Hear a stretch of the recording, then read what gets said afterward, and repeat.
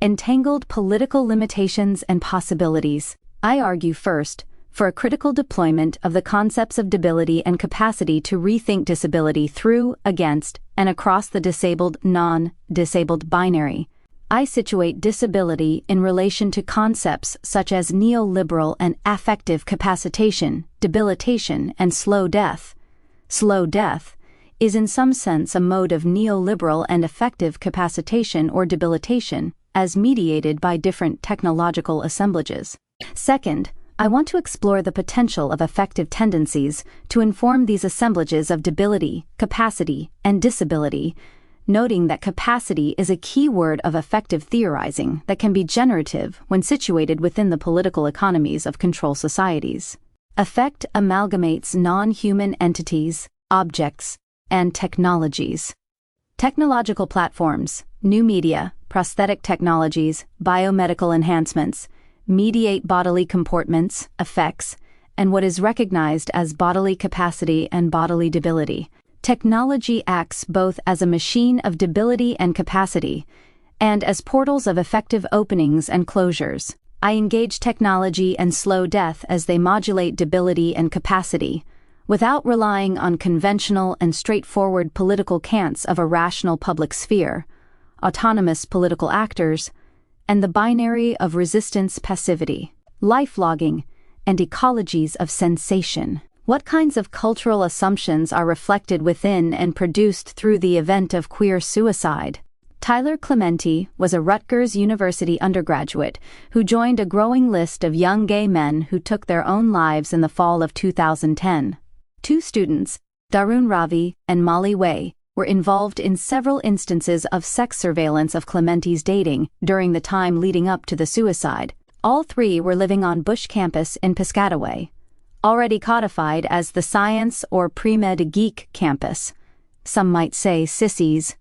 At Rutgers, where I teach, Bush is also informally racially demarcated as the Asian campus, an identity often converging with that of geek at U.S. colleges. Clementi's suicide predictably occasioned a vicious anti-Asian backlash replete with overdetermined notions of Asian, homophobia, and calls to go back to where you came from.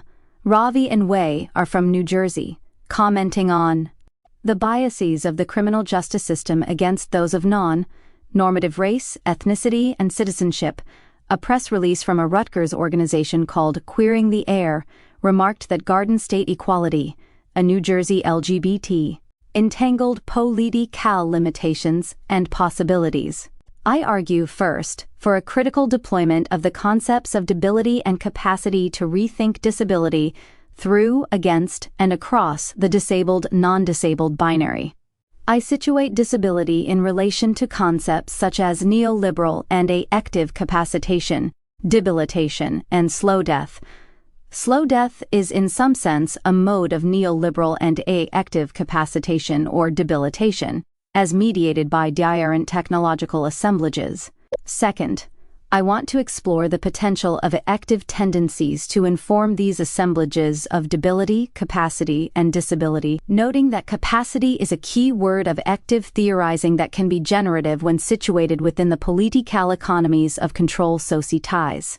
AECT amalgamates non-human entities, objects, and technologies. Technological platforms, new media, prosthetic technologies, biomedical enhancements, mediate bodily comportments, AECTs, and what is recognized as bodily capacity and bodily debility.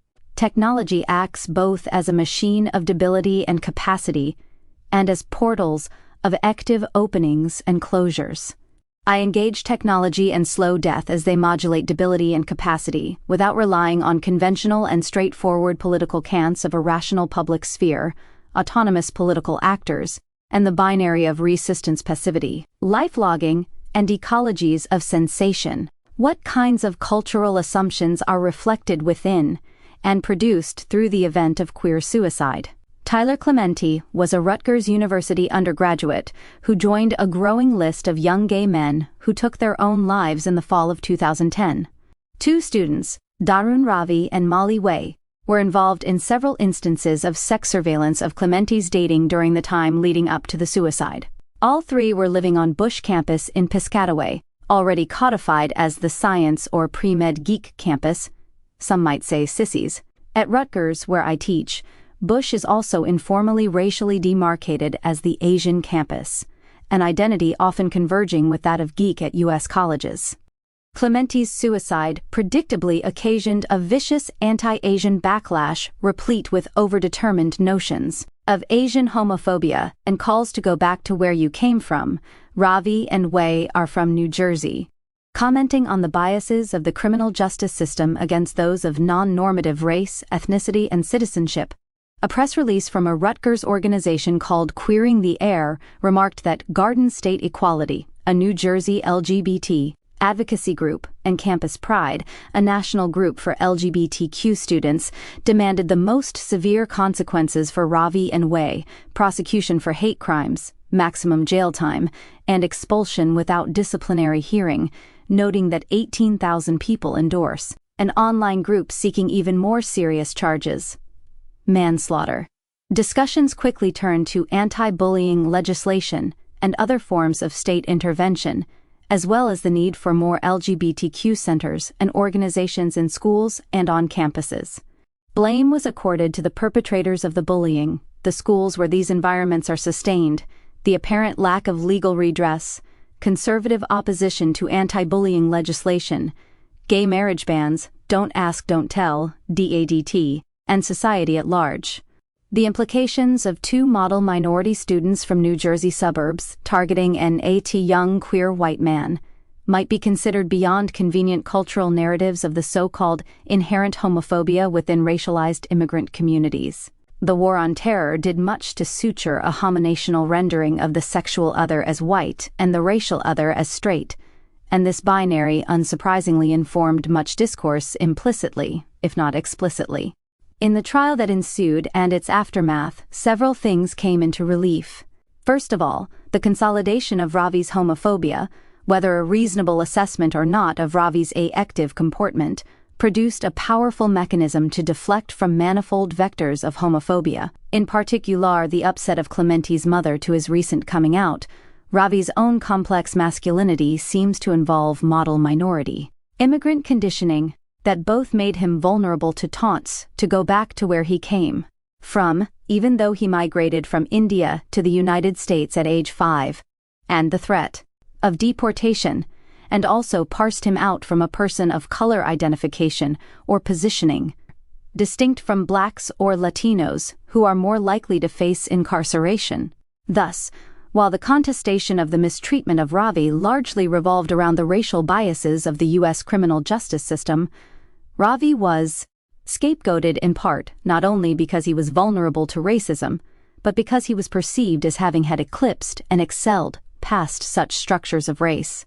In other words, Ravi was punished not because he is the target population of biopolitical incarceration, but rather for supposedly daring to escape this target population. The disciplinary apparatus at work here, then, which is not only about reinforcing the criminality of certain already criminals, but also about creating docile subjects among those who just barely manage to escape the projection of criminality, has thus little to do with whether Ravi is sentenced to jail time.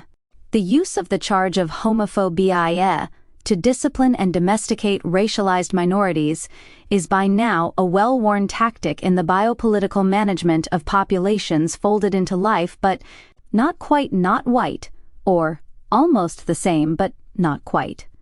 No doubt this charge has had effects on the comportment of students of color across the Rutgers campuses, if not far beyond.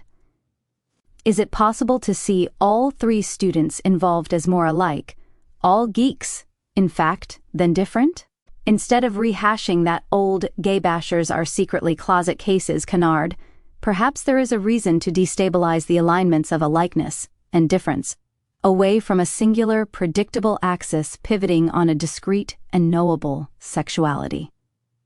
A letter circulated by Queering the Air claims that Clementi's death was the second suicide by an LGBTQ student since March, and that 4 of the last 7 suicides at Rutgers were related to sexuality. What, then, is meant here by related to sexuality? I am prompted by Amit Rai's reformulation of sexuality as ecologies of sensation, as affect instead of identity, that transcends the designations of straight and gay, and can further help to disaggregate these binary positions from their racialized histories. Accusations of homophobia, gay bullying, and even cyberbullying do not do justice to the complex uptake of digital lifelogging technologies in this story. Lifelogging refers to forms of emergent technologies, loosely grouped together, that seek to ensure that every event in your life is logged. These include surveillance technologies, technologies of pleasure, fun, amusement, and capacity enhancement that wind up surveilling as their byproduct, as well as technologies that deliberately surveil for capacity production as their primary task. All are part of a milieu of apparatuses that appear, through various methods, to document, record, translate, and qualify the everydayness of living. Missing from the debate about Clementi's suicide is a discussion about the proclivities of young people to see the choice of internet surveillance as a regulatory part of their subject formations, while also capacitating bodily habits and affective tendencies. Note that the designation of the digital native carries largely negative associations with this term linked to the perceived loss of normative face sociality. For these youth, but not only for youth, cyberstalking is an integral part of what it means to become a neoliberal sexual subject. Think of the ubiquity of sexting, applications like Grindr, Tinder, Manhunt, DIY porn, and mass cell phone circulation of images, technologies that create simultaneous sensations of exposure. The whole world is watching, and alienation no one understands. These cyborgian practices proliferate new relations between public and private, with speed, so much so that we are often dealing with the effect of such repatterning before we comprehend the force of it.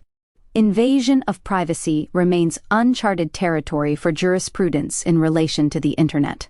More significantly, these technologies impel the affective tendencies of bodies, altering forms of attention, distraction, practice, and repetition. The presumed de-errances between gay and straight could otherwise be thought more generously through the quotidian and banal activities of sexual self-elaboration via social media, emergent habituations, corporeal comportment, and an array of diverse switch points of bodily capacity. In this broadcast environment, Clementi's participation in the testimonial spaces of the chat room to detail his roommate's invasion into his privacy, and his use of Facebook for the explanatory suicide note reflect precisely the shared continuities with his perpetrators through ecologies of sensation. The multimodality of connective media involved in the event, text, Facebook, Internet, IM, Skype, video camera, Twitter, also impacts and potentially changes what narrative is and how it is constructed and excavated. Implicit in lifelogging is the rescaled and temporized notion of what constitutes an event, which now coheres through the act of logging, recording, and the placement of a timestamp. One such instance of rescaling occurred in Ravi's trial, where it became unclear whether erasing one's texts automatically insinuated an erasing of evidence. Events are thus data-driven, informational as well as experiential, the digitalizing of information rotating in the loop between memory and archive. Facebook, Twitter, and numerous other documentation technologies that seduce the securitization of memory can no longer be constituted as simply extracurricular activities. Rather, they have been incorporated and normativized into quotidian rhythms of communication, information dissemination and retention, and the affective tendencies and habituations of bodies. Exhortations of protest regarding the encroachment of privacy abound, even as the oaring up of one's privacy becomes the very currency of proven competency and proficiency of the usage of these technologies, not to mention of modern-day storytelling of the self. This contradiction of the neoliberal subject, of wanting one's privacy while being increasing impelled into circuits that might seemingly reward for revealing what that privacy shields, is not only bred of the sense of orchestrating how, when, and where such intimate privates are crafted and rejected. Rather, the neoliberal right to privacy seems to coexist, because of rather than despite these contradictions, with desires for intimacies that cannot be determined or defined alone by relations of proximity or experiences of intrusion.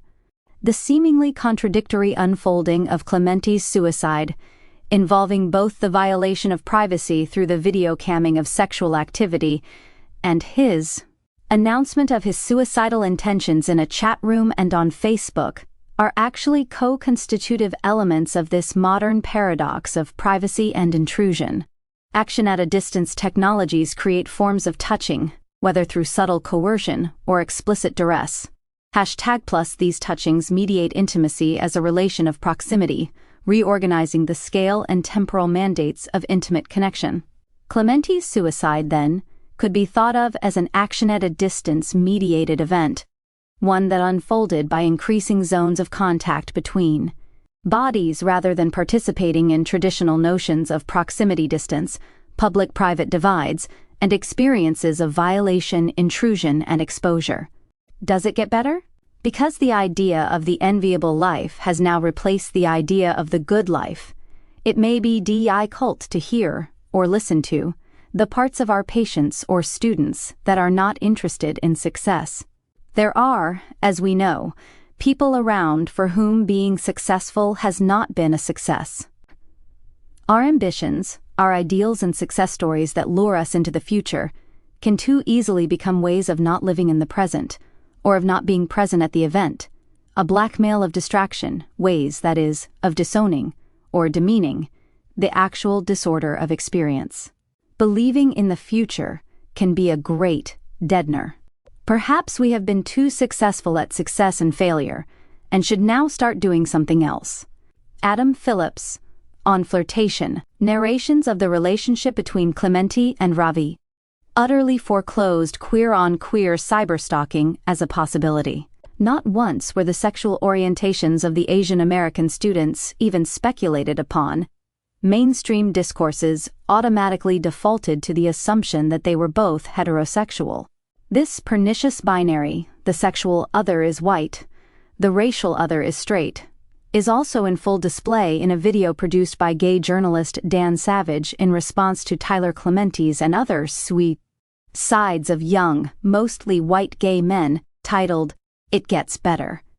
As noted by cultural critic Tavia Nyong'o, Savage's sanctimonious "It Gets Better" video is a mandate to fold into urban neoliberal gay enclaves, a form of liberal hand-holding and upward mobility that discordantly echoes the now discredited "pull yourself up by the bootstraps" immigrant motto. Savage embodies the spirit of a secular neoliberal coming-of-age success story. He is moneyed, confident, well-traveled, and suitably partnered. He betrays no trace of abjection or shame. His message translates to come out, move to the city, travel to Paris, adopt a kid, pay your taxes, demand representation, save yourself. That's how it's done. In this video, Savage is basically a representative of your future, of how you should model it, universalizing a neoliberal politics of exceptional responsibilization. The focus on the future normalizes the present tense of teen bullying and evacuates the politics of the now from culpability, letting contemporary conditions, along with any politics attempting to redress it, off the hook. In terms of genre, it parallels what disability studies scholar Stella Young called inspiration porn. While Savage explains that he left behind his small town and his Catholic school, educated past, his story nonetheless evokes the religious genre of spiritual salvation, Savage having survived and thus earned his homosexual stripes. There is uncanny resonance with the religious exhortation, "I was saved, albeit not by a divine force, but by himself." Who or what is the agent in the exhortation? It gets better. The genre of religious conversion is relevant here. Savage is proselytizing. In concert with this proselytizing ethos, It Gets Better has become a veritable campaign, inaugurating spin to offs in multiple genres, languages, and programming platforms. It has also become the mantra for Google's own advertising of its media platforms, Chrome and YouTube in particular, and the power of social media as a force harnessed for social change. How useful is it to imagine troubled gay youth might master their injury and turn blame and guilt into transgression, triumph, and all? American success? Savage's retro, homo, reprofuturism, a term coined by Dana Luciano to describe the projection of one's own past self onto the youth of today in order to revise one's own ordinary life into exceptional progress narrative, functions to misread the impasse of the present as an inability to imagine the future. In his closing imperative statement, "You have to live," Savage capitalizes on a neoliberal sentiment that detaches individual well-being from any collective social responsibility. During the U.S. Figs, Intro 1 and Intro 2. Screenshots from Google Chrome's It Gets Better video, featuring Dan Savage, AIDS crisis.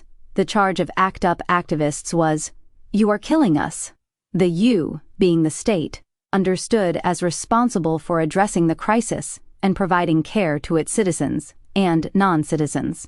The "you" is also the social and the political, the broader social and political contexts within which homosexual bodies could be sacrificed to such indifference and neglect.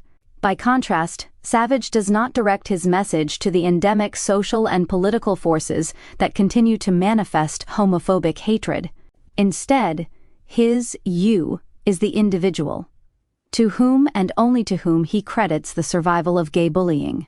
In this regard, It Gets Better presumes the end, the aftermath of the AIDS crisis, rather than any homage to its ongoing deleterious effects or current situation. The move from AIDS as death to homosexual life also mirrors moves from sex and public sexuality to kinship and its privatized familial forms, and from the state as the site of redress to the market as the site of the actualization and realization of the queer self. Queer failure is braided into this story of success. Although it has been lauded by gay liberals for having done something to address the recent spate of queer youth suicides, critics note that queers of color, trans, genderqueer, and gender non-conforming youth, and lesbians have not been inspirationally hailed by IGB. Diana Cage of Velvet Park, Dyke Culture in Bloom contends, "We all know it gets better a lot sooner if you are white, cisgendered, and middle class." Several writers ask what is forgotten in the push to imagine gay youth as exceptionally susceptible to bullying and more likely to commit suicide than their straight peers.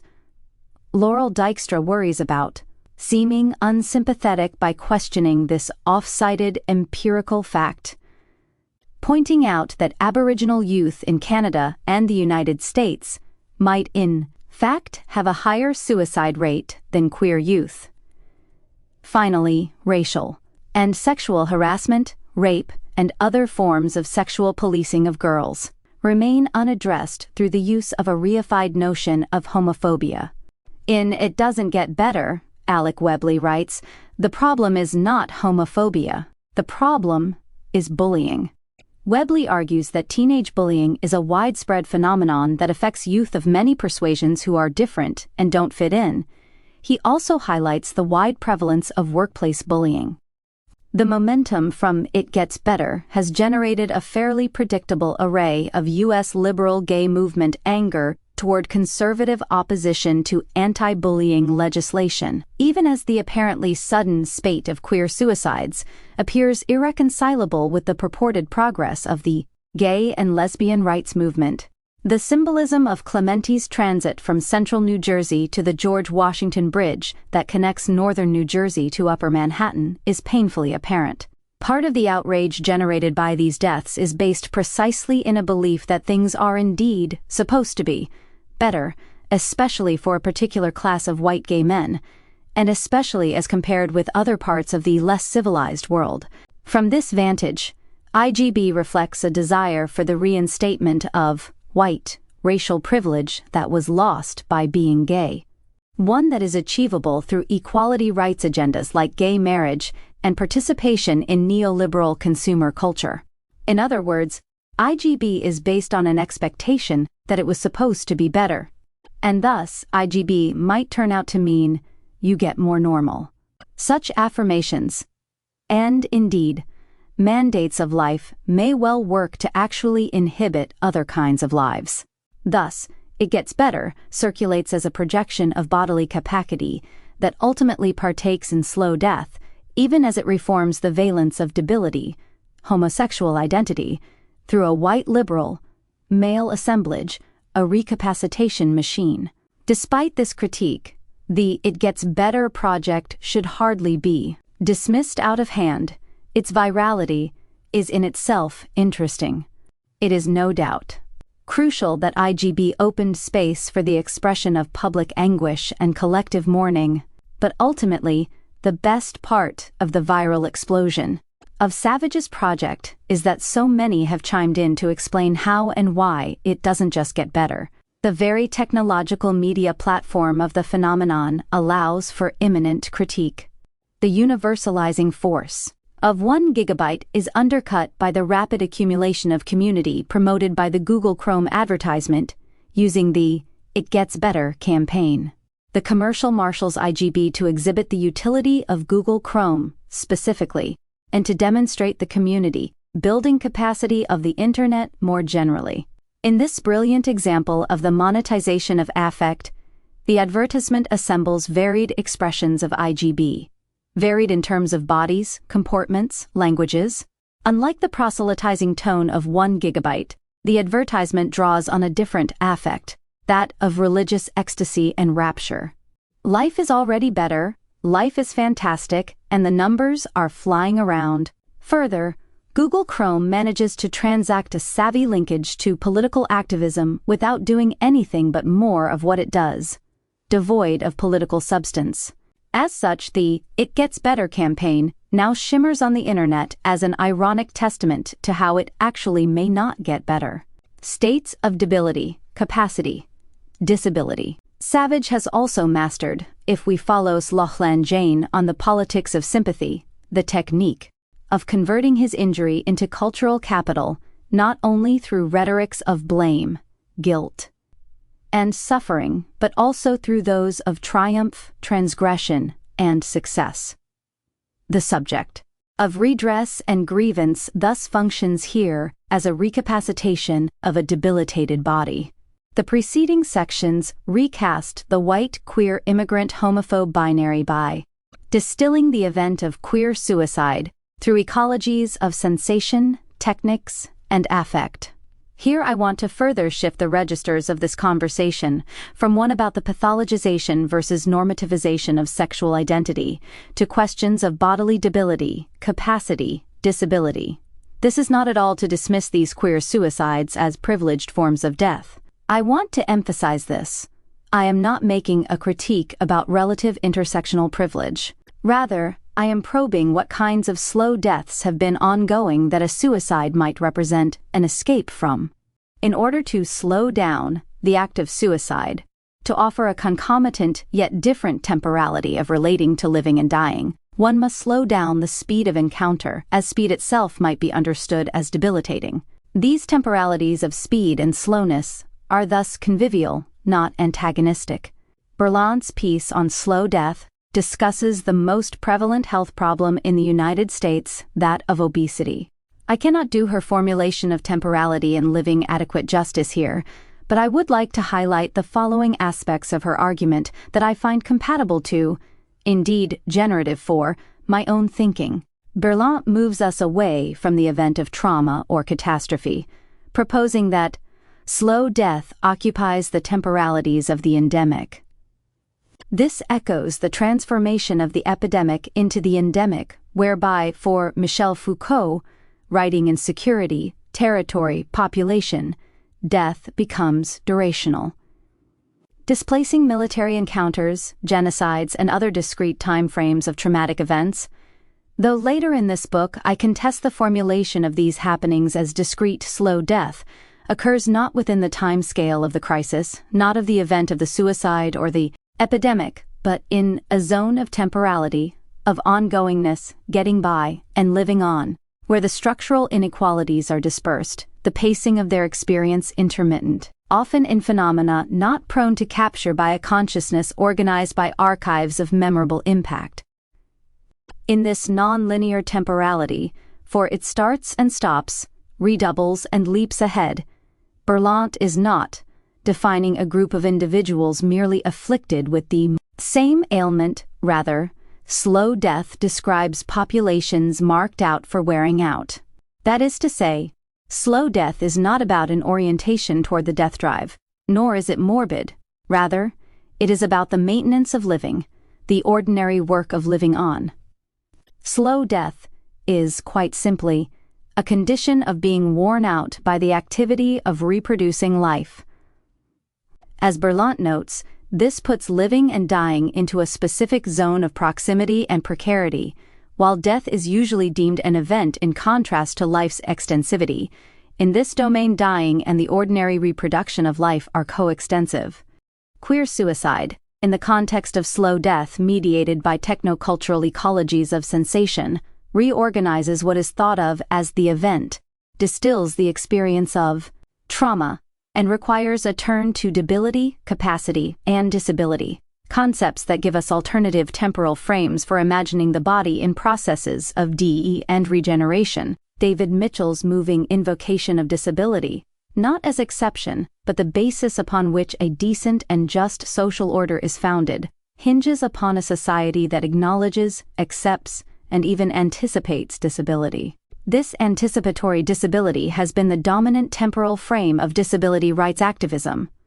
You're only able-bodied until you're disabled, or temporarily able-bodied.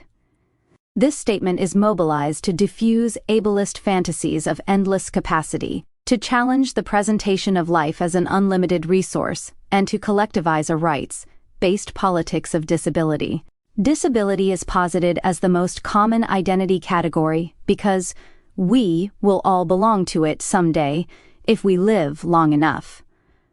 Despite this purportedly inevitable communal fate, David Mitchell and Sharon Snyder argue that disability is reified as the true site of insufficiency. But Berlant's formulation of slow death implies that we might not only be haunted by the disability to come, but also disavowing the debility that is already here. More trenchantly, some are living the disability that does not get codified or recognized as such, not only as a true site of insufficiency, but as a mark or remainder or reminder of that which is already constituted as insufficient. There are two different progressive forms of temporality that are upended here. 1. Slow death neutralizes the descriptor better in it gets better, proposing that the pathways to getting better are limned with precarity. 2. We will all be disabled one day, if we live long enough. The disability to come is already built on an entitled hope and expectation for a certain longevity. Berlant argues that health itself can then be seen as a side effect of successful normativity. Percenton. Therefore, in order to honor the complexity of these suicides, they must be placed within the broader context of neoliberal demands for bodily capacity, what are often constituted as neoliberal opportunities or choices for the body, as well as the profitability of debility, both functioning as central routes through which finance capital seeks to sustain itself. Capacity and debility are, on the one hand, seeming opposites generated by increasingly demanding neoliberal formulations of health, agency, and choice, what I call a liberal eugenics of lifestyle programming, that produce, along with biotechnologies and bioinformatics, population aggregates. Those folded into life are seen as more capacious or on the side of capacity, while those targeted for premature or slow death are figured as on the side of debility. Such an analysis reposes the question: which bodies are made to pay for progress? Which debilitated bodies can be reinvigorated for neoliberalism, available and valuable enough for rehabilitation, and which cannot be? In this regard, Savage's Proj ECT refigures queers, along with other bodies heretofore construed as excessive and/or erroneous, as capacity-laden, demanding that queerness operates as a machine of capacity. Even though post-structuralist queer theory critically deploys registers of negativity, and increasingly negative AECT, in reading practices primarily deconstructive in their orientation, such a figuration of queer theory has emerged from a homeostatic framework, queer theory is already also a machine of capacity in and after the cybernetic turn. This is important because what is being hailed as the antisocial turn in queer theory and its opposite, a focus on hope, optimism, and utopia, are rebounding within a dialectic that misses the implication of the capacity machine that is queer theory. Furthermore, bioinformatic frames, in which bodies figure not as identities or subjects but as data, entail that there is no such thing as non-productive excess, but only emergent forms of new information. This revaluing of excess is potent because, simply put, debility is profitable for capitalism. In neoliberal, biomedical, and biotechnological terms, the body is always debilitated in relation to its ever-expanding potentiality. This is precisely what Foucault presciently outlined in his 1978-79 lectures, now translated into English as The Birth of Biopolitics. Foucault writes that the theory of human capital percent, a breakdown of labor into capital and income that builds on the Marxian conception of labor power, is one of capital ability where the worker himself appears as a sort of enterprise for himself. This formulation of human capital Foucault calls an abilities machine, being for himself his own capital, being for himself his own producer, being for himself the source of his earnings. He continues, the wage is nothing other than the remuneration, the income allowed to a certain capital, a capital we will call human capital inasmuch as the ability, machine of which it is the income cannot be separated from the human individual who is its bearer. What composes the assemblage of the abilities machine? With a brief nod to hereditary differences, Foucault turns to educational investments, quality of parenting, effective attention, mobility, migration, healthcare, public hygiene, and any number of related elements that create a whole environmental analysis. Here in Foucault are the eerie echoes of Dan Savage's exhortations to live in "It Gets Better." The body as an ability machine takes its place among other forms of for-profit capital. One might wonder, given Foucault's formulation, what body is not an ability machine? Or, more succinctly, what body is not striving toward becoming an ability machine? Margaret Shildrick writes, the binary of disabled and non-disabled undoubtedly lingers. But it is increasingly destabilized by the intimation that all forms of embodiment are subject to reconstruction, extension, and transformation, regardless of the conventionally identified vectors of change and decay. Even as the demands of able-bodyism weigh heavily and have been challenged by disability scholars and activists, attachments to the difference of disabled bodies may reify an human exceptionalism that only certain privileged disabled bodies can occupy.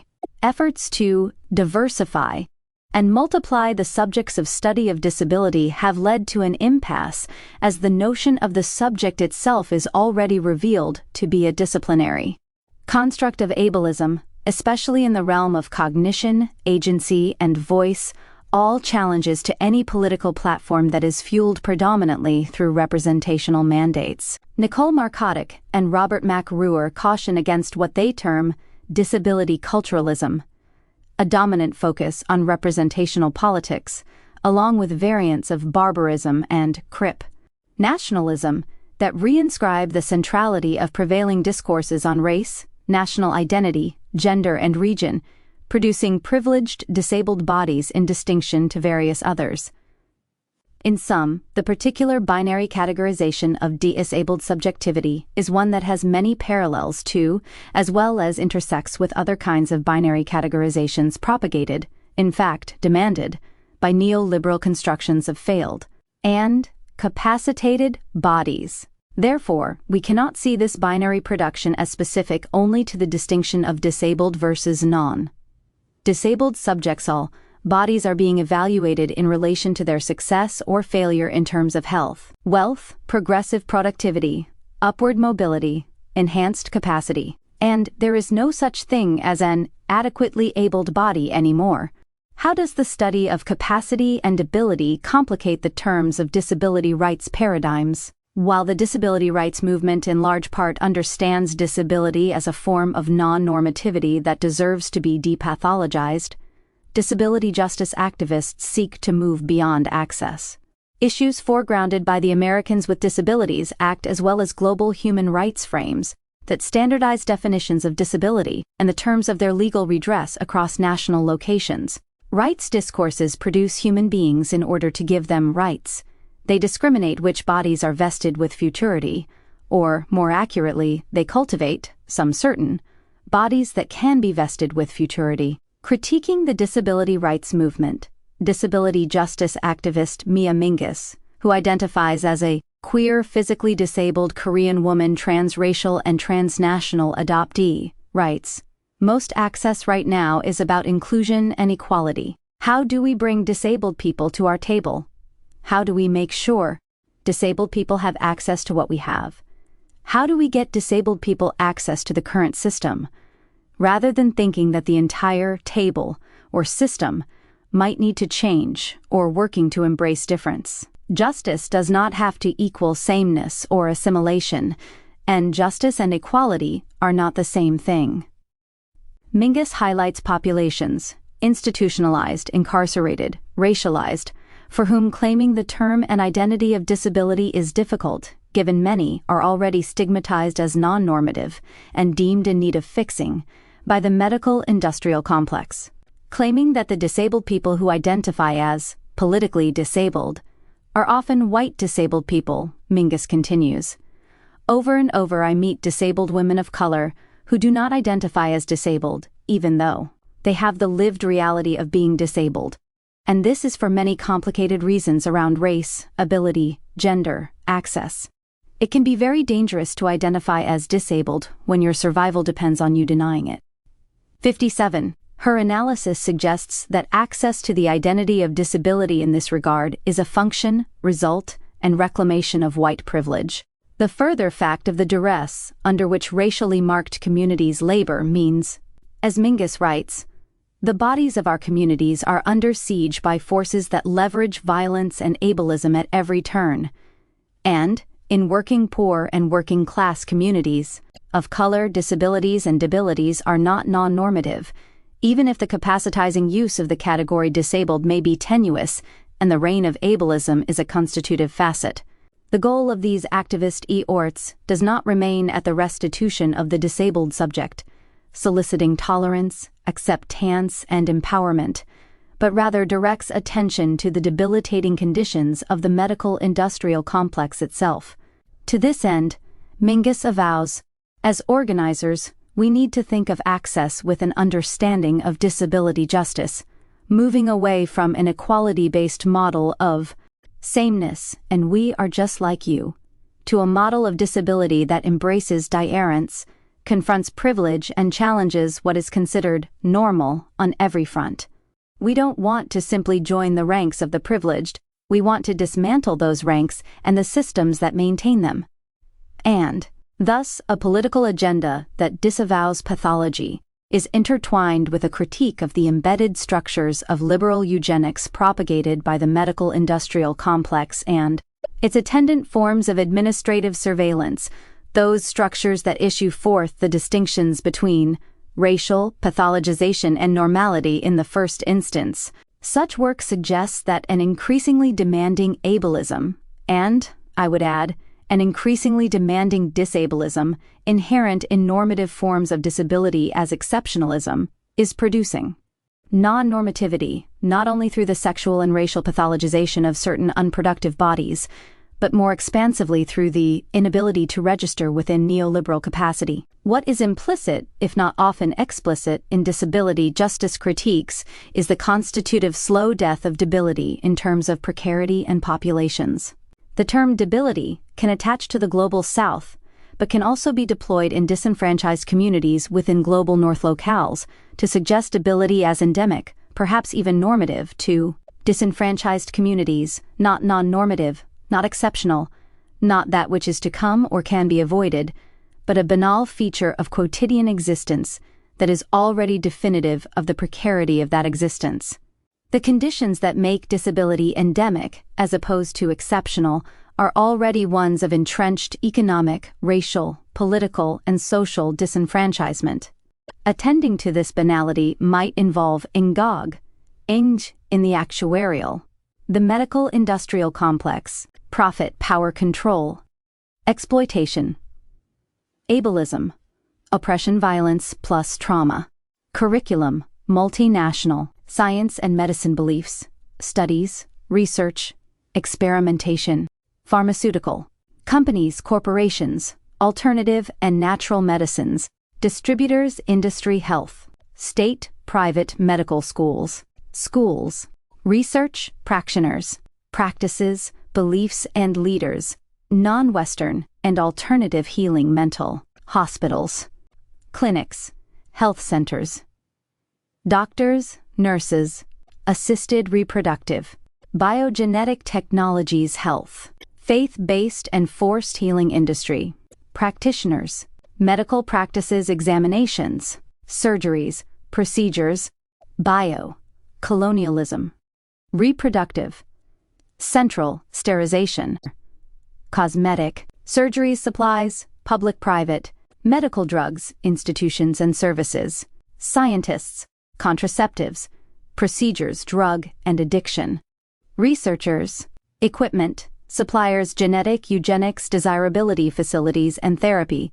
psychology, wheelchairs, canas, walkers, ventilators, testing, vaccines programs, psychiatry vans, lifts, neodes advocacy, fundraising, charity, and ableism, population control, drug testing, prosthetics, physical therapy service provision, braces, non-profits, state-assisted living, lethal injections, prison psychiatric wards, forced medicalization and institutionalization, assistive devices, federal, state, city healthcare equipment and services, state-provided care, nurses, personal attendants, disability, services and programs, elderly, sick, provision and facilities for prisoners, prison industrial complex and disabled group homes, access insurance providers, companies, schools, Department of Mental Health, caseworkers, doctors note,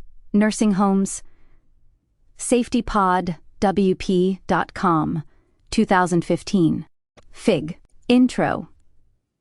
3. The Medical Industrial Complex Diagram. Created by disability justice activist Mia Mingus. Imaginary of biopolitics, says Berlant, to turn ordinary life into crisis ordinariness.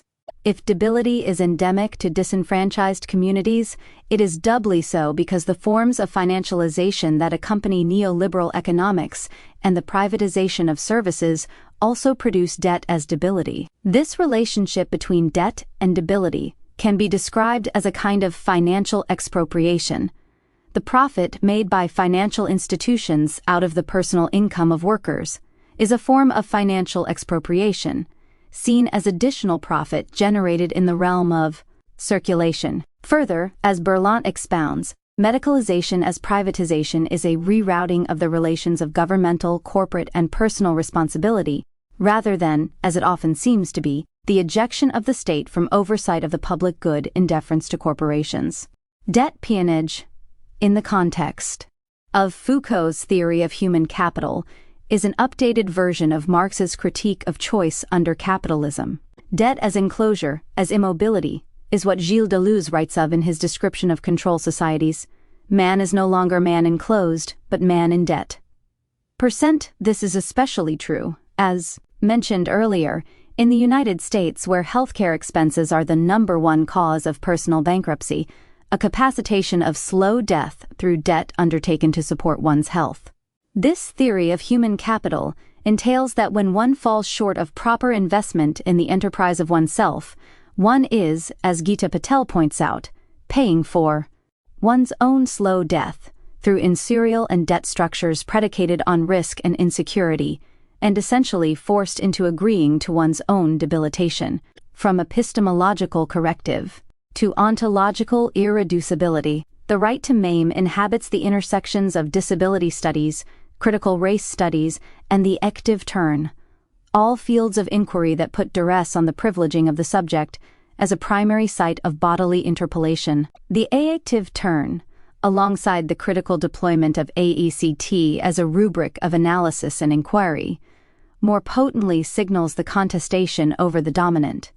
Terms of critical theory itself, and the limits of post-structuralist interpretive practices that focus solely on language, signification, and representation.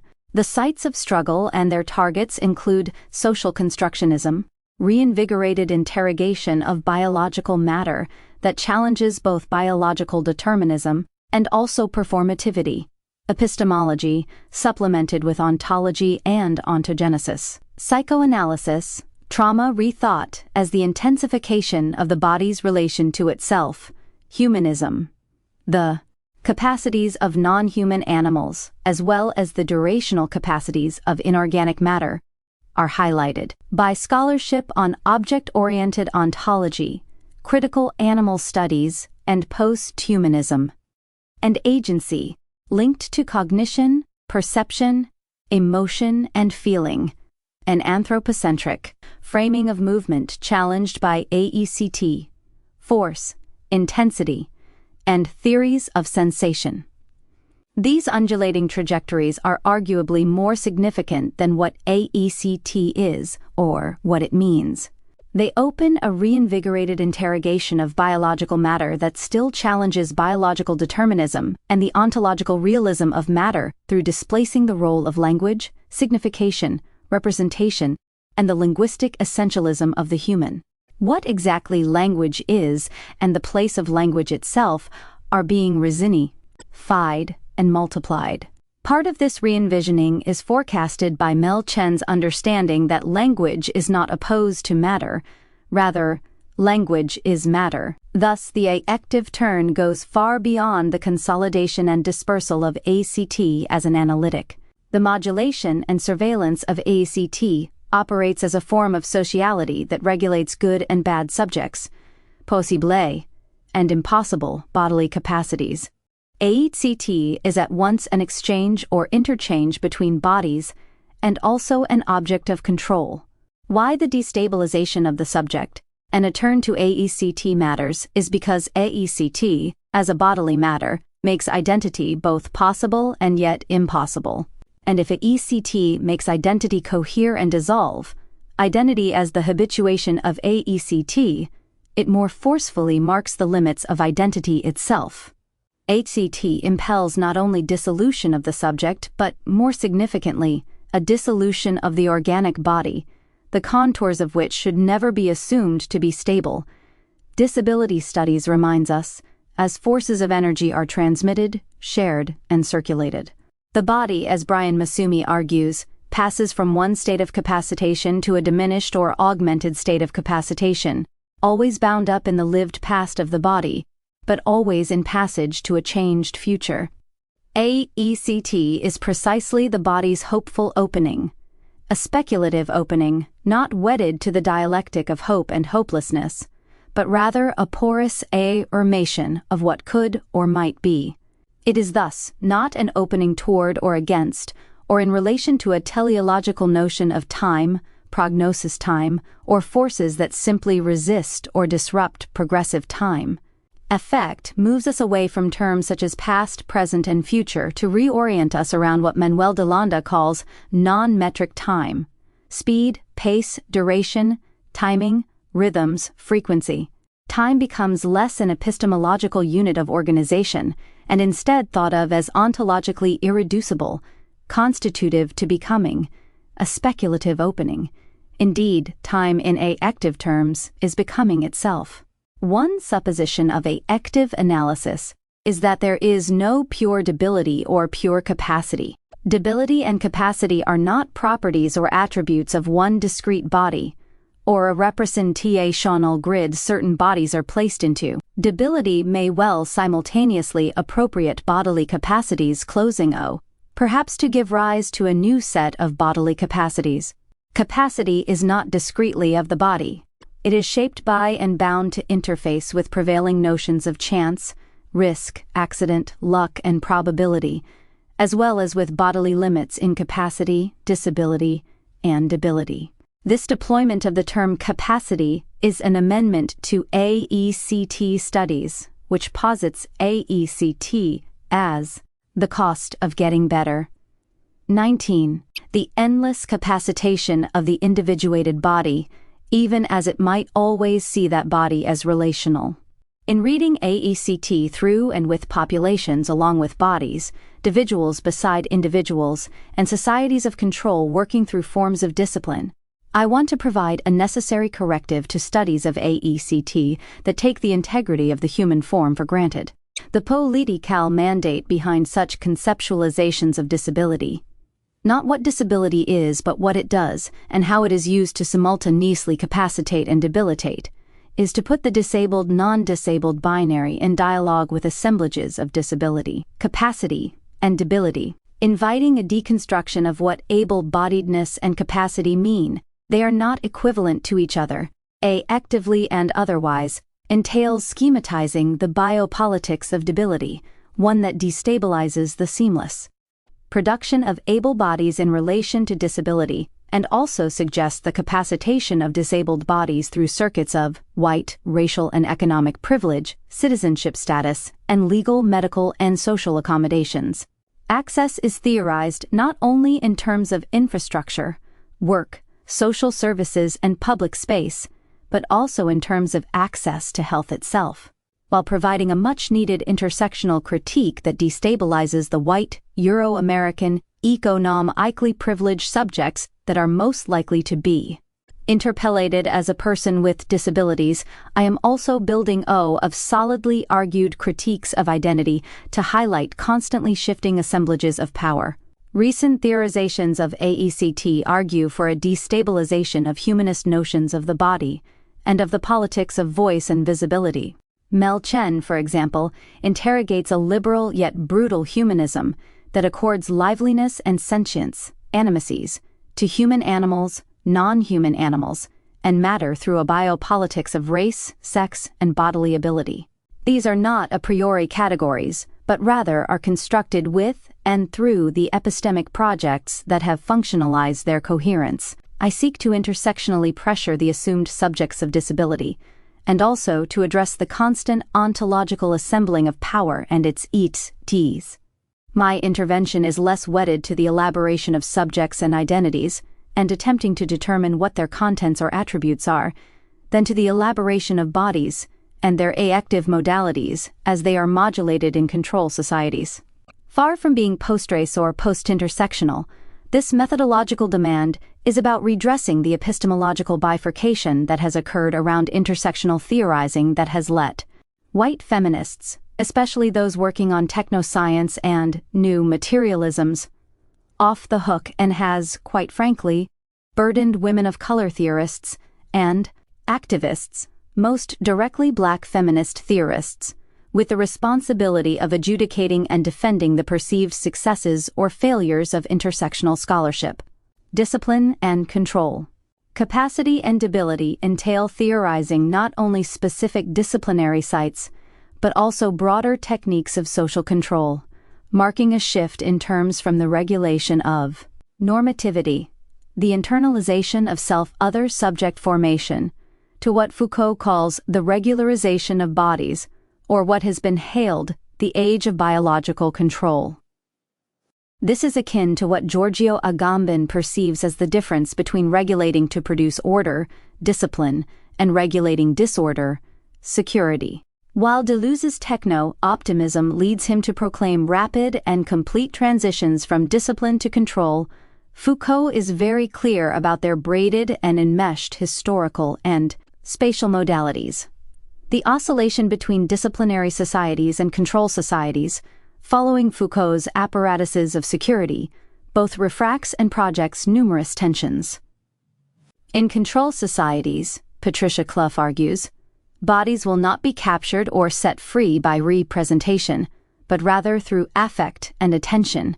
There is thus an effective differential, whereby the body is curated not only through disciplinary drilling, but also through a composite of statistics, from normal-abnormal to variegation, fluctuation, modulation, and tweaking. Discrete and discontinuous sites of punishment, the prison, the mental hospital, the school, are extended spatially and temporally through continuous regimes of securitization driven by calculated risks and averages. While disciplinary power works to distinguish those who should be included from those who must be excluded or eliminated, security apparatuses have the constant tendency to expand. New elements are constantly being integrated, allowing the development of ever wider circuits through the management of circulation, determining not whether to include, but how. Discipline is centripetal, while apparatuses of security are centrifugal.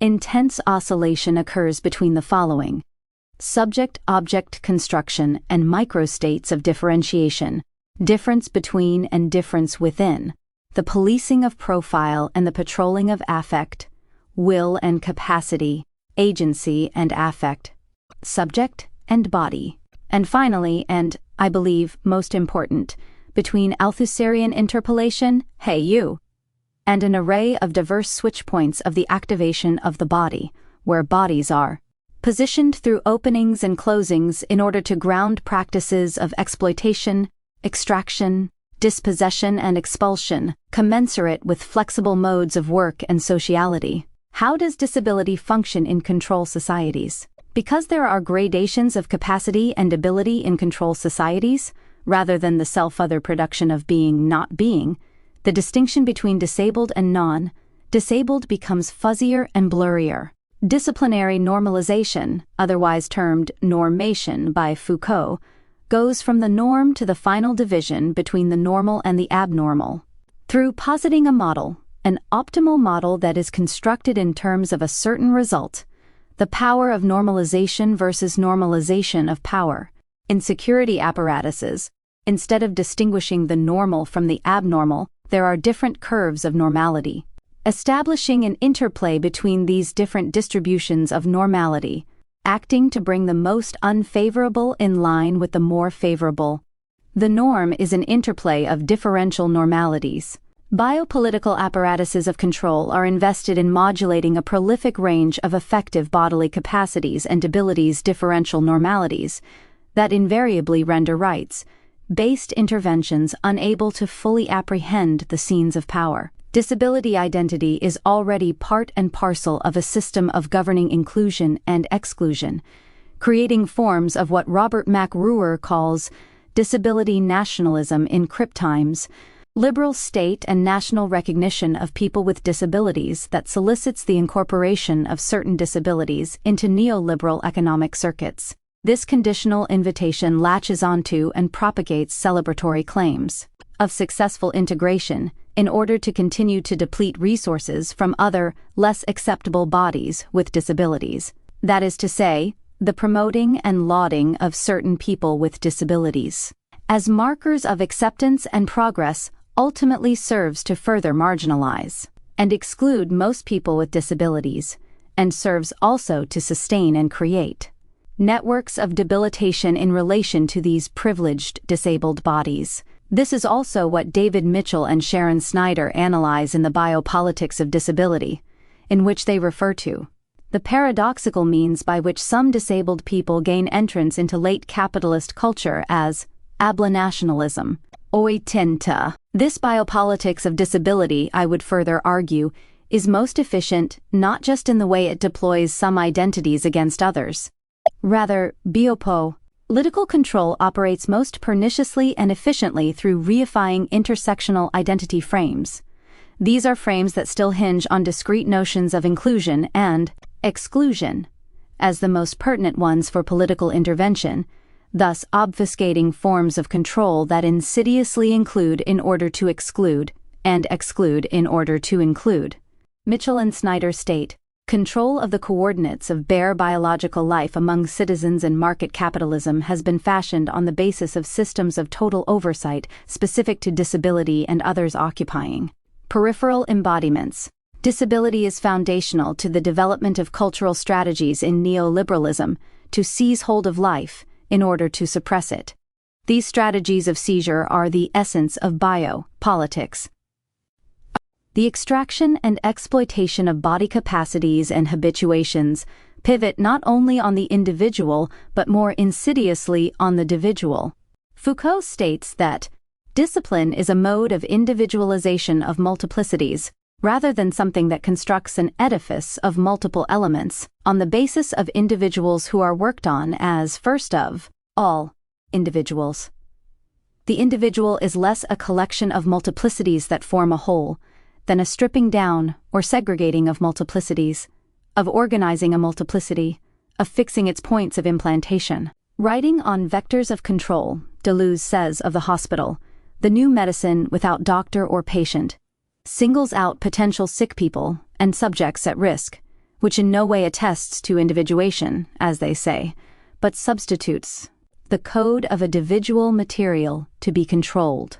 The code of dividual material, says Foucault, is generated by security mechanisms that have to be installed around the random element inherent in a population of living beings so as to optimize a state of life. Foucault explains that while discipline and control both work to maximize bodily extraction, unlike discipline, control does not work at the level of the body itself. It is therefore not a matter of taking the individual at the level of individuality, but on the contrary, of using overall mechanisms and acting in such a way as to achieve overall states of equilibrium or regularity. A matter of taking control of life and the biological processes of man, as species, and of enduring that they are not disciplined, but regularized. The debate about discipline and control marks a shift in terms from the regulation of normativity, the internalization of self-other subject formation, to the regularization of bodies. Many relations between discipline, exclusion and inclusion, and control, modulation, tweaking, have been pro-aired as various overlapping yet progressive stages of market capitalism and governmentality. The telos of discipline to control might function as a recasting of neoliberal modernity. Certain bodies are more subject to persisting disciplinary institutions, prisons, mental hospitals, military service, torture, factory work, relegating disciplinary sites as part of the primitive in a modernist telos. Deleuze as well proclaims that hacking is replacing strikes. But are strikes being relegated to the global south? Two suppositions can be inferred here. 1. The distinction between bodies subjected to discipline and those incorporated into control economies is in itself a racializing. Technology. 2. The intersections between discipline and control and their techniques of power on various bodies is precisely the mechanism that funnels populations into being. Helpfully, Foucault's own formulations are more porous, as coexisting models and exercises of power, control as the epitome of a disciplinary society par excellence, in that disciplinary forms of power exceed their sites to reproduce everywhere, and finale, discipline as a form of control, and as a response to the proliferation of control. Ilana Feldman, in her work on governmentality in Gaza, argues that what Foucault seeks to identify is a shift in emphasis, where de-errant epochs display greater reliance on certain of these technologies. These shifts themselves, I would argue, suggest the supplementary and entwined configurations of power that are adaptable across spatial and temporal variations. And in fact, control societies operate covertly by deploying disciplinary power to keep or deflect our attention around the subjection of the subject, thus allowing control to manifest unhindered. I suggest, therefore, that disciplinary apparatuses function in part as foils for control mechanisms, and not in teleological or developmentalist progressions. Here I am following the lead of Seb Franklin's theorization of control as episteme with operational logics, rather than a system of power wedded solely to specific periodizations and geographies. Franklin's analysis demonstrates that the logic of control, as a partitioning, measure-ing, computational technology, permeates predigital schemas of power, as well as non-computer-based realms of the social. Modulation of AECT is a critical technology of control. One prominent example of the medicalization of AECT may well be that of depression. Nicholas Rose maintains that depression will become the #1 disability in the United States and the United Kingdom by 2020, while it may well be the case, as Alan V. Horwitz and Jerome C. Wakefield have argued in The Loss of Sadness, how psychiatry transformed normal sorrow into depressive disorder, that the third and fourth editions of the Diagnostic and Statistical Manual of Mental Disorders, DSM-3 and DSM-4, have caused major depressive disorder to be overdiagnosed because of insufficiently restrictive definitions. This expansion of depressed populations, or depressives, will not occur only through a widespread increase of depression, or an increase of its dispensation as a diagnosis, but also through the finessing of gradation of populations. In other words, it will not occur through the hailing and interpolation of depressed subjects, and a distinction between who is depressed and who is not, but rather through the evaluation and accommodation of degrees to what degree is one depressed. 2. One is already instructed by television advertisements for psychotropic drugs such as Abilify, claiming that 2 out of 3 people on antidepressants still have symptoms, and offering a top-off medication to add to a daily med regime. Through this form of medical administration, bodies are 1. Drawn into a modulation of sub-individual capacities. This would be the diverse switch points. 2. Surveilled not on identity positions alone, though the recent work of Dorothy Roberts and Jonathan Metzl elaborates how this remains a trenchant issue, but through effective tendencies, informational body as data and statistical probabilities, through populations, risk and prognosis, and 3. Further stratified across registers of the medical industrial complex, medical debt, health insurance, state benefits, among other feedback loops into the profitability of debility. How the disaggregation of depressed subjects into various states, intensities and tendencies will change the dimensionality of disability remains an open prospect, but at the very least it forces recognition of the limits of disability as a category. The disability at stake is an affective tendency of sorts as well as a mental state, and as such challenges the basis upon which disability rights frames have routed their representational visibility politics. Post-human subalterns. In the right to Maim, I also foreground an intervention into the fields of post-humanism, object-oriented ontology, and new materialisms, insisting on an analysis of the subhuman or not quite human, along with the cyborgian and the posthuman. I believe it is utterly crucial not to leave these fields alone to play in their unraced genealogies.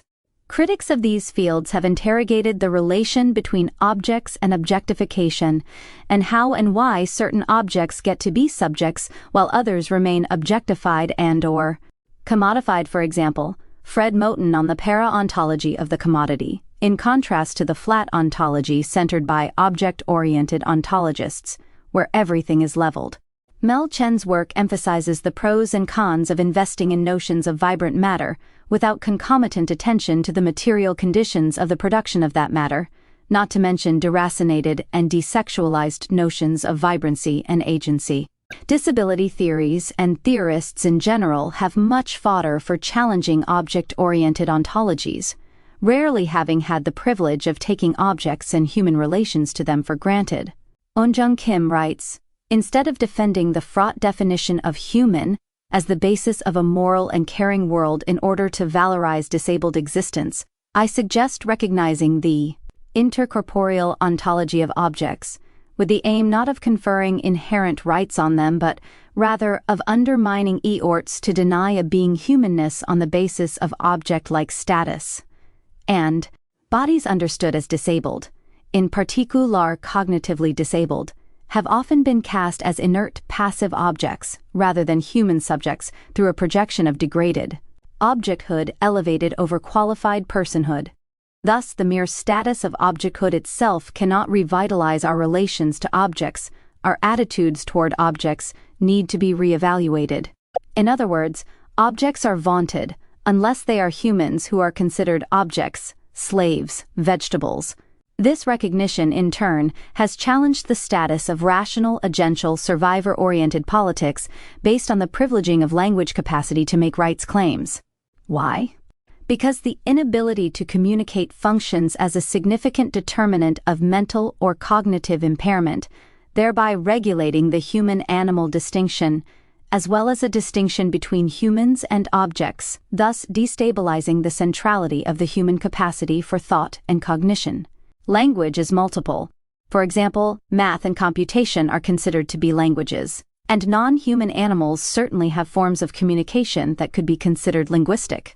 And yet language has been reduced to a singularly human capacity, though we might want to make distinctions between linguistic domains, the province of many non-human animals, unlike language proper. Not only is language the primary or even defining attribute, 100, that separates humans from animals at this current historical juncture. And it is worth noting, following Jacques Derrida, that the distinction is differently articulated in different eras and areas of knowledge, variously as one of sentience, of capacity to feel pain, and of subjective capacity. As Mel Chen writes, the linguistic criteria are established prominently and immutably in humans' terms, establishing human preeminence before the debates about the linguistic placement of humans' animal subordinates even begin. So humans decide, based on the linguistic capacities defined by human language, that language forever appears as human language, and this language by definition creates humans as superior to non-human animals. There are thus two interventions needed. First, the understanding of language as running across species, rather than articulating a human-non-human animal divide. And second, destabilizing what is often called the primacy of language, interrogating the place of language itself. In doing so, language can enter multiplicity, and it can also be resituated as one intensification of a bodily capacity, one manner of many that the body can articulate itself, one platform out of many through which politics can enunciate, and finally one kind of matter. Language is not opposed to matter, but rather is matter, among many matters. If, according to posthumanist thinkers such as Manuel de Landa and Karen Barad, language has been granted too much power, anthropomorphic conceptions of humans, that is, conceptions of humans that do not anthropomorphize themselves, are necessary to resituate language as one of many captures of the intensities of bodily capacities, an event of bodily assemblages rather than a performative act of signification. In an effort to open up capacity as a source of generative affective politics, rather than only a closure around neoliberal demands, I would briefly like to return to Gayatri Spivak's "Can the Subaltern Speak?" Perhaps unfashionably so. In the context of debility, capacity, and disability, "Can the Subaltern Speak?" becomes not only a mandate for epistemological correctives. This haunting query also points to ontological and bodily capacity, as granting voice to the subaltern comes into tension with the need, in the case of the human-non-human animal distinction, to destabilize privileged modes of communication, representation, and language altogether. For Spivak, subaltern consciousness is a theoretical fiction.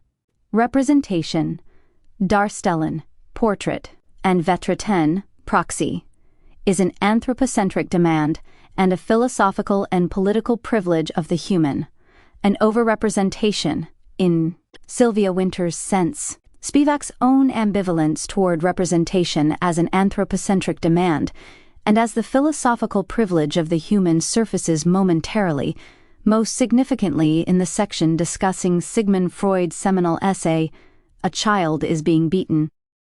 Here I discern two realms where the dominance of language as a distinctly and exceptional human attribute remains yet to be established. The first, further drawing on psychoanalysis, is the prelinguistic realm of the child, where the analyst has to speak for the child, giving voice for and to the child. There is a paradox in Freud's statement of the speaker who cannot speak, or the child is not yet a speaking subject, and therefore not a subject. Spivak graphs onto the dangers run by Freud's discourse. Another sentence that fumbles our efforts to give the subaltern a voice in history: white men are saving brown women from brown men.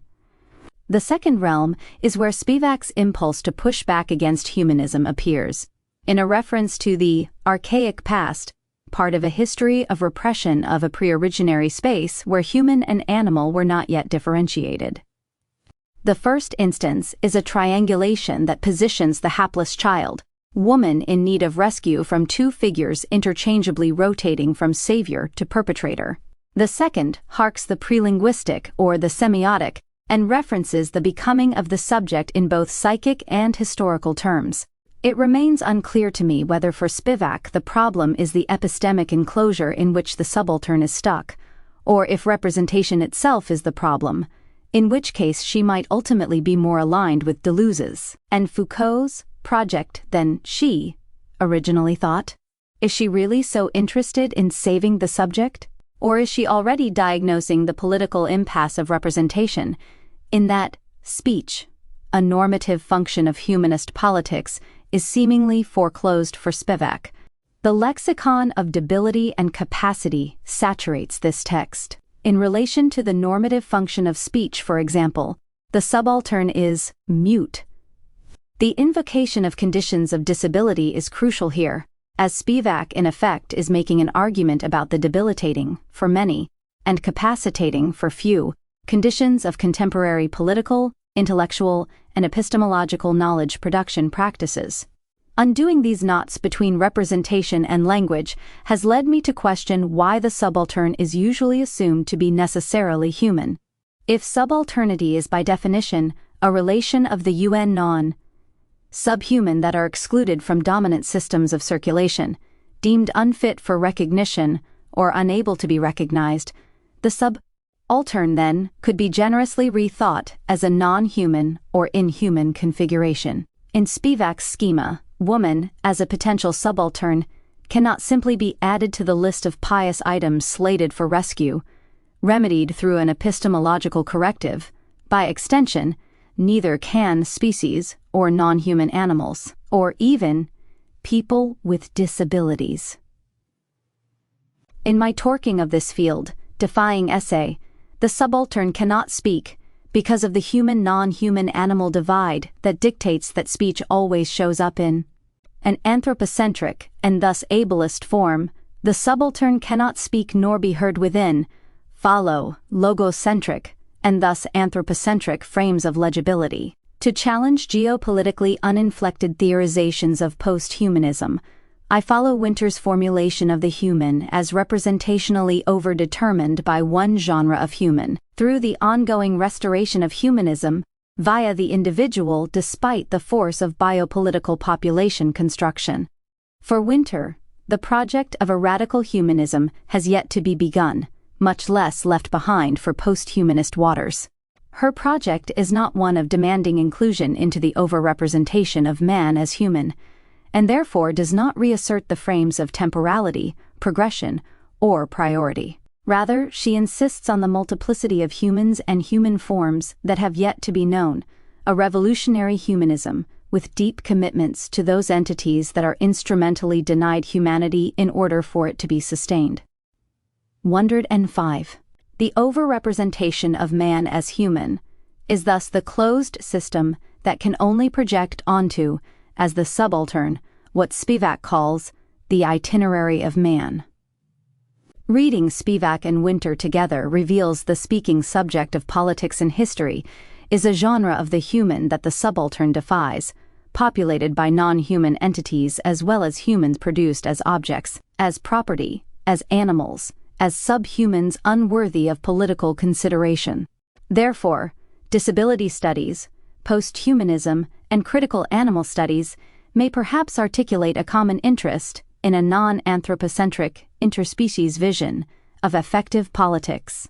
While disability studies has diligently refuted the negative slurs referencing animality unleashed against those with cognitive and physical disabilities, it has at times unwittingly reinforced a privileging of the human in doing so, noting that disability activists argue for rights for those disabled who are lacking certain highly valued abilities like rationality and physical independence. Sunora Taylor asks, how can disability studies legitimately exclude animals for these reasons without contradiction?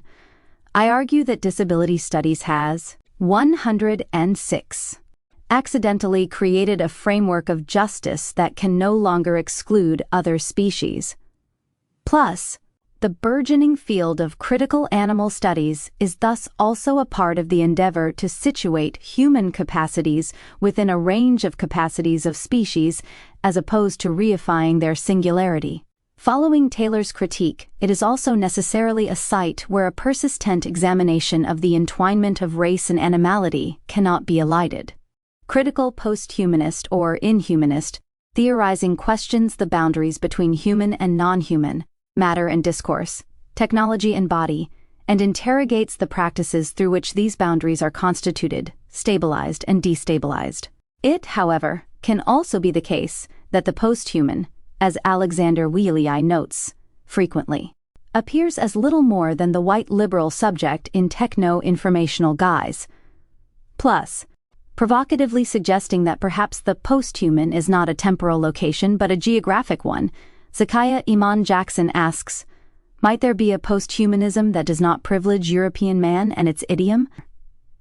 Is it possible that the very subjects central to post-humanist inquiry, the binarisms of human, animal, nature culture, animate, inanimate, organic, inorganic, find their relief outside of the epistemological locus of the West?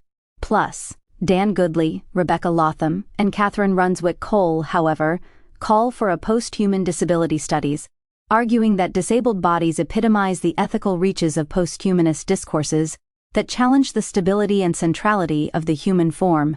So, even as scholars rightly challenge romanticized versions of post-humanism, these challenges betray an assumption that the post-human always refers to an idealized humanness. To whatever extent living is, can be, has been, or continues to be a maximal output of energy and capacity with a minimal set of resources, many populations are engaged at some moment, if not continuously, with their slow deaths. It might be too obvious to state that things simply do not get better. More perniciously, one could suggest, as does Geeta Patel, that finance capital enforces repeated mandatory investments in our own slow deaths, continually reproducing the conditions of possibility that enable the sustained emergence and proliferation of debility, capacity, and disability. Furthermore, the proliferation of these modalities happens not only via neoliberal subjects, but also through active tendencies and inhuman economies of temporality, spatiality, and corporeality. The chapters that follow, or analyses of trans becoming in relation to ACT and the matter of race, U.S. imperialism, and the effect of belated and disavowed debilitation on populations produced as elsewhere, Israel's project of rehabilitation through the spatial, affective, and corporeal debilitation of Palestine, and the sovereign right to maim wielded by Israel in relation to the right to kill. The cost of getting better. 31.